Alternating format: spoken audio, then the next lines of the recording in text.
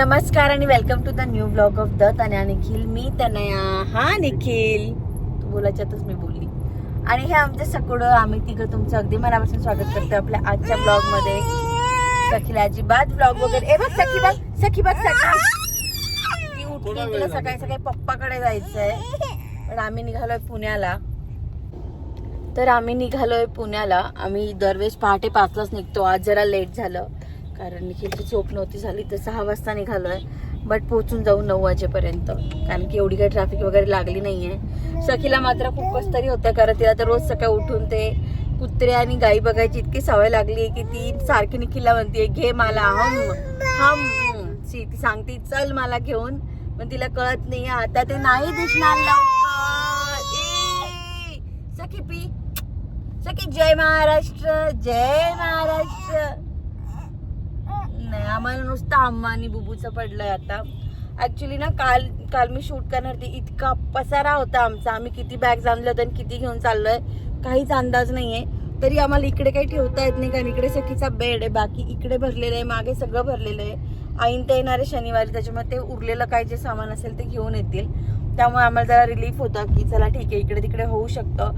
आणि आमच्याकडे असं म्हणतात ते मांडव लागल्या टाईप झालं होतं का रे. काल काहीच सुचत नव्हतं. हा, काही लग्नात काही दमछाक झालेली नव्हती. एका जागी बसूनच असं झालेलं होतं मला. म्हणजे काल परवा रात्री ती झोपली ना, तर मला होशही नव्हता. सखीलाही नव्हता आणि मलाही नव्हता. सखी तर जवळजवळ 4-5 सेट फिरली असेल. तिच्या तिच्या हातात जर ते घड्याळ असतं ना, तर ते प्रॉपर काउंट झालं असं. ती इतकी फिरली होती, त्याच्यामुळे ती पण रात्रभर झोपली. कालही दिवस आमचा असंच गेला, पॅकिंग आवरासावर. त्यात महाशिवरात्री होती, तर त्याचं पण सगळं होतं. जय महाराष्ट्र. हा, जय महाराष्ट्र, जय महाराष्ट्र. तर असं काही आहे. तर चाललोय पुण्याला. तर माहित नाही घराचे हाल काय असणार आहे, कारण जवळजवळ 20-1 दिवसांनी चाललोय. जास्त 20-25 दिवसांनी चाललोय. So stay tune. I think घर आवरायला तुम्हाला पण मदत करावी लागणार आहे. तो व्लॉग शेवटपर्यंत बघा. नंतर अशी काही घराचे हाल आहे. बाकी सगळं स्वच्छ आहे, बट धूळ इतकी झालेली आहे ना. तर बरेच दिवस गेलो, त्याच्यामुळे खूप आवरासावर करावी लागणार आहे. पण की मी मावशींना बोलवलंय, त्या येतीलच थोड्या वेळात. 15-20 मिनिटात त्या येतील. नाही आला तर मीच सुरुवात करेल आवरायला. फायनली आमच्या ताई येऊन गेल्या. सगळं छान आवरून गेल्या. मी पण त्यांना मदत केली. आता कुठे बरं वाटतंय. आंघोळ केली. मी घरून आंघोळ करून आली होती, पण मला कचकच झालं होतं आल्याला. But now I am fine. घरात काही भाजीपाला नाही आणि आम्ही खूप भाजीपाला पण आणला नाही घरून येताना. सो मिसळ मागवली. तशी मी मिसळ खात नाही, बट आज ऑप्शन नव्हता, तर मी भाडाईची मागवली आहे. आणि निखिलने नाही, ही भाडाईची आहे आणि निखिलने काटाकिरची, कारण मला काटाकिरची एवढी आवडत नाही. निखिलने मला असं प्रॉपर सेटअप करून दिला आहे मिसळचा. नाही तर मी अशीच वरच्यावर घेतली असती, बट ज्यांना अनुभव आहे तेच करू शकता. मी नाही एवढी मिसळ प्रेमी. सो मी गेली तरी त्याच्यातलंच एखादा घास खाते, बट आज माझी झाली होती इच्छा. आणि असं फर्स्ट टाइम झालंय की आम्ही घरून आलोय आणि घरून काहीच नाही आणलंय. ना भाजीपाला ना खायचं काही. सो सगळं झेप्टो गेलंय. दाखवते काय काय मागवलंय. अगदी इनिशियल जे सखीला मला लागेल ते मागवलंय. उद्या आठवडे बाजार आहे, सो बाकीचा भाजीपाला मी घेऊन येईल उद्या जाऊन.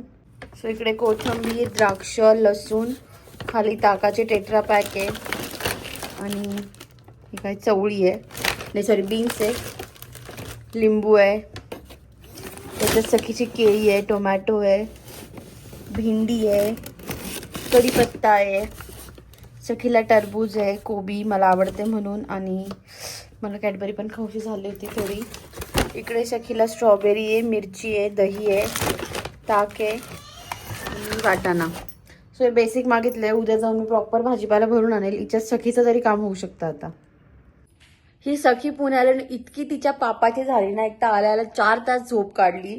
आंघोळीनंतर झोपणं आम्ही विसरून गेलो होतो, बट आज एकदम मस्त 4 तास झोपली ती. आणि आता मी आणि निखिल एकच गोष्ट खातोय, पण ती माझ्या हातून नाही खाते. ती बरोबर निखिलकडे खायला जाते, पण आम्हाला पापा लागतोय. सेम आहे.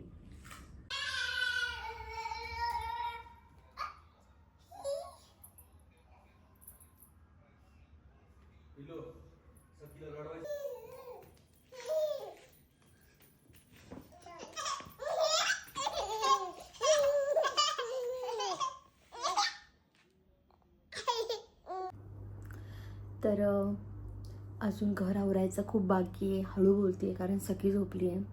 11 वाजले तरी आवरासावर चालू आहे. बट निखिलचं म्हणणं आहे की जे काही आहे ना ते तू आजच आवरून घे, कारण उद्या शुक्रवार आहे. उद्या पण मी आवरत बसली तर माझ्या असाइनमेंट बाकी होत्या मागच्या सॅटर्डे संडेच्या, कारण लग्न होतं आणि क्लासचे रूल जरा अवघड आहे. होमवर्क वगैरे नाही केलं तर काढून टाकतात सरळ. तर मग उद्या सखी झोपल्यावर मला ते काम करायचं आहे. त्यामुळे आत्ता सखी झोपल्यानंतर मी सगळं आवरून घेते आहे. आणि मी आवरता तुमचे जे DMs आणि कमेंट्स होत्या खूप साऱ्या सखीच्या कपड्यांबद्दल आणि माझ्या साड्यांबद्दल, म्हटलं पटपट ते दाखवून देऊयात, कारण ते सगळं ठेवून द्यायचं आहे मला आता. तर वेट. सगळ्यात आधी सखीचा हा घागरा, याच्यावर एक सिल्कचं ब्ल्यू ब्लाऊज होतं. ब्लाऊज आधीच शिवलेलं होतं, तिच्या मावशी आजीने शिवून पाठवलं होतं. त्याच्यावर मॅचिंग मी हा घागरा शिवून घेतला आहे. थोडा जड आहे. हे कापड मला 500 रुपये मीटरने मिळालं होतं सिन्नरमध्ये लोकल शॉपमध्ये. आणि आमच्याकडे जी दीदी येते कामाला, तिने नवीनच शिवण क्लास केला आहे आणि ती सगळे जे काही शिकते ना ते सखीवर ट्राय करते.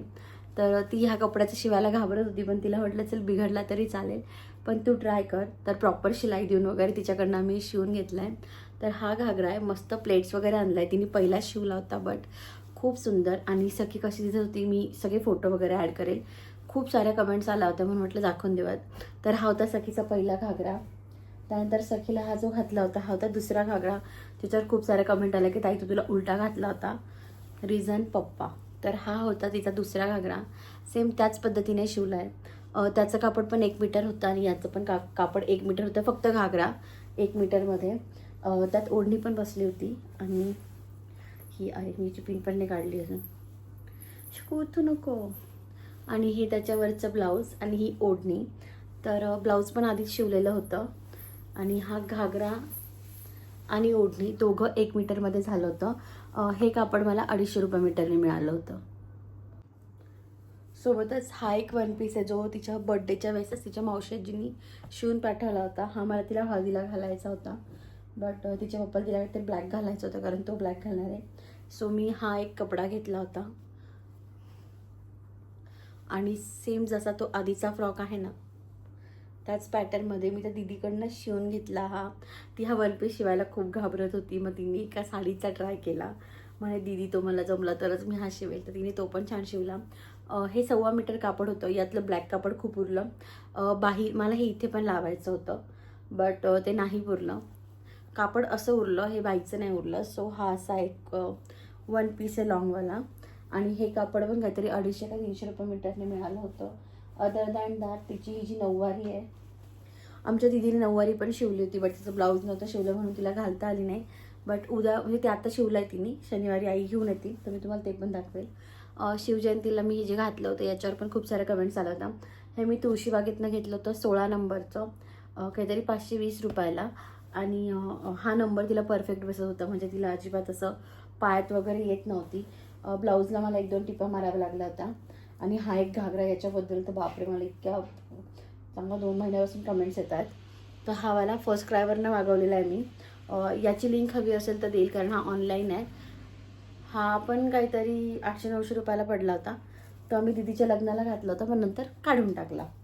ओके, आता हां बर्थडेचा पण फ्रॉक घेऊन द्यायचं तर सगळं दाखवूनच देते. आम्हाला ते झालरचं वगैरे काही घ्यायचं नव्हतं. जो असा प्लेन घेतला होता हा मला ड्रायक्लिनिंगला टाकायचा होता. हा काहीतरी 2200 का 2300 रुपयाला पडला होता मला. मी नाशिकला घेतला होता मुहूर्तमधून पण हा मला महाग पडला होता. हे सेम पॅटर्न किंवा हा सेम ड्रेस मी बाकी दुकानांमध्ये पण बघितला जेव्हा मी त्याचा दुसरा ड्रेस घेत होती तर जवळजवळ 400-500 रुपयांनी किंमत कमी होती. सो मी काय दुकानाची वाईट म्हणजे बुराई नाही करत आहे बट फॅक्ट आहे हाच ड्रेस मला 400-500 रुपयांनी दुसरीकडे स्वस्त दिसत होता. आणि याच्यावर हा एक गोडसा बेल्ट होता जो सखीने लावलाच नव्हता. तर सखीच्या कपड्यांचं झालं. माझ्या साड्यांचं म्हणाल तर ही आहे माझी साखरपुड्याची साडी होती ही माझी. आता उलटी आहे ही. जी मस्त काट होते तेव्हा ती मला अजिबात आवडलेली नव्हती त्यामुळे मग मी ती घातलीच नव्हती. आता मला ड्रायक्लिनिंगला टाकायची ती. असं मस्त छान जरी वर्क आहे त्याच्यावर आणि मस्त प्युअर सिल्कची साडी आहे. ही मी घेतली होती नाशिकला माहेरमध्ये जवळजवळ 5.5-6 वर्षापूर्वी. ही काहीतरी मला तेव्हा 17,000ला पडली होती आणि ही माझ्या आयुष्यातली पहिली महागडी साडी आहे. तर याची काही लिंक वगैरे नाही देऊ शकत. आणि याचं ब्लाऊज मला बसत नव्हतं, तर दुसरं शिवून घेतलं होतं. अदर दॅन दॅट ही जी साडी आहे जी मी हळदीला घातली होती. साड्या आता अशा दिसतात कारण त्या मला ड्रायक्लिनला टाकायच्या आणि ठेवून द्यायच्या आहेत. सो मी फक्त घडा आहेत आणि तुम्हाला उस्तरून दाखवतात. तर ही जी साडी आहे ही तुम्हाला मी आधीच दाखवली होती, शिवूनी घेतली होती आम्हाला. तर हा तोच प्रकार आहे. ही साडी 1200-1300च्या रेंजमध्ये भेटते, सॉफ्ट सिल्कची आहे. बट तिने ओझरच्या मार्केटमधनं घेतल्या होत्या सगळ्यांना, तर ही 800 रुपयाला पडली होती. ओके, या साडीची तर खूपच चौकशी आली आहे. ही वाली जी आहे ही मला डोहाळ जेवणाला घेतली होती आईने. ही काहीतरी आम्हाला 4,500 का 5,000ला पडली होती. आणि ही मी माहेर नाही अग्रवालमधनं घेतली होती. माहेरचं जे नवीन दुकान सुरू झालं होतं अग्रवाल, तिथून मी घेतली होती आणि मी घातलेलीच नव्हती, तर म्हटलं आता यूज करूयात. ही प्रॉपर प्लेन साडी सॉफ्ट सिल्कमधली, फक्त हिला काट आहेत आणि याचं ग्रीन ब्लाऊज होतं. अदर दॅन दॅट जी चौथी साडी होती ती माझी डोहाळ जेवणाची साडी होती, जी मी जोगेश्वरीमधनंच घेतली होती आणि ऑफरमध्ये घेतली होती. काहीतरी 1900 साडी, पण तेव्हा ती मला 15ला पडली होती. तर अशा काहीतरी आहे की 17ला पडली होती. नाही, पण 4,000चा डिफरन्स. आय थिंक मी 2 साड्या घेतल्यात, त्याच्यामुळे मला परफेक्ट नाही होती, पण 15 ते 17च्या मध्ये पडली होती. आणि आय थिंक सगळं सांगितलं आहे मी जे काही होतं ते.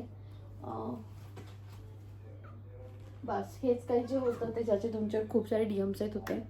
आणि आता मला आवरायचं आहे, तर म्हटलं चला सगळं सांगून देऊयात. अदर दॅन दॅट एक खूप मोठी इम्पॉर्टंट गोष्ट सांगायची आहे, पण मी सगळं आवरल्यावर सांगते कारण मला खूप पसारा आवरायचा आहे. इतका वाईट पसारा काढलाय मी सगळा आवरायला. सी, या भरोश्यावर की सखी झोपली 1-1.5 तासात सगळं आवरून घेईल. आणि सखी बघा,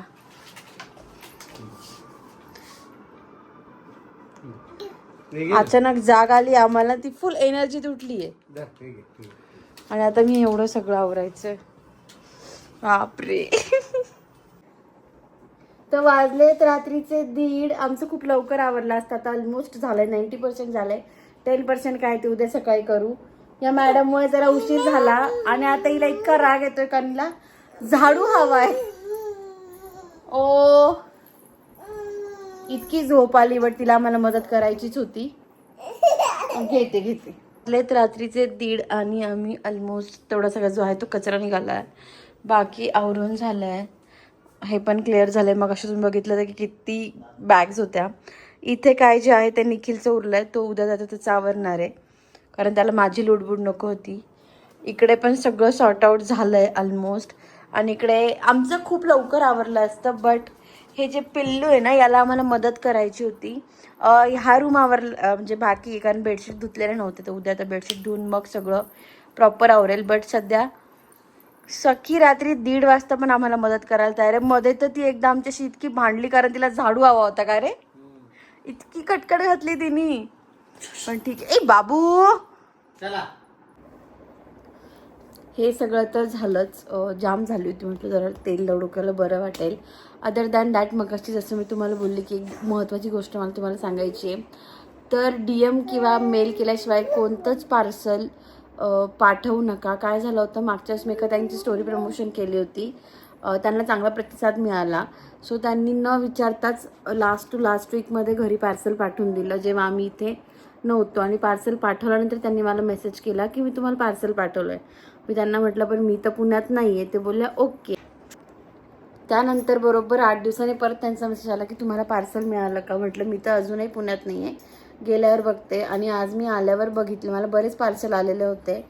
काही माझ्या फ्रेंडकडे होते, काही इथे होते, तर मी त्यांचं पण पार्सल शोधलं त्यात, पण ते नव्हतं. कारण की मला बऱ्याच जणांचे मेसेज आले होते, तर मी त्यांना DM केला की म्हटलं ताई नाही आलं आहे तुमचं पार्सल. तर बोललं शेजारी बघा किंवा मी DTDCला चेक करते. त्यांनी चेक केलं तर ते पार्सल रिसीव्ह झाल्याच्या नावावर निखिलचं नाव आहे आणि आमचा फोन नंबरसुद्धा आहे.